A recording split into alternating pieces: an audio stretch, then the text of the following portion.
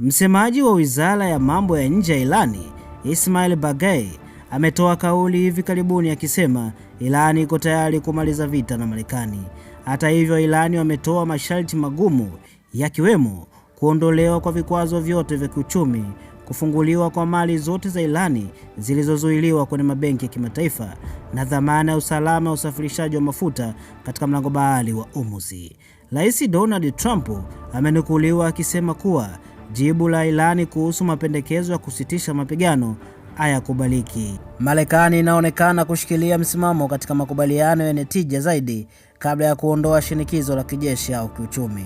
Kulikuwa na ripoti mwezi uliopita, Aprili 2026, kuhusu vikosi vya ulinzi vya Irani kudai kudungua ndege ya kivita ya Marekani aina ya F-35 katika anga la Irani, tukio ambalo limeongeza taharuki kupita kiasi.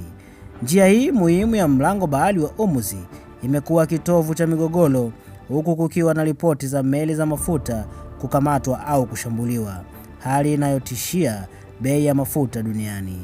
Nchi kama Pakistan na Japani zimetajwa kujaribu kuwa wapatanishi ili kuzuia vita kamili, yani full scale war, Mashariki ya Kati. Ingawa makubaliano ya kudumu bado hayajafikiwa, hivi sasa dunia inasubiri kuona kama Irani italegeza masharti yake au kama Marekani itakubali kufungua meli za Irani ili kurejesha amani. Hali bado ni vuta ni kuvute ya kidiplomasia, huku operesheni ndogo ndogo za kijeshi zikiendelea. Hii ni Ndui TV na hizi ni habari za kimataifa.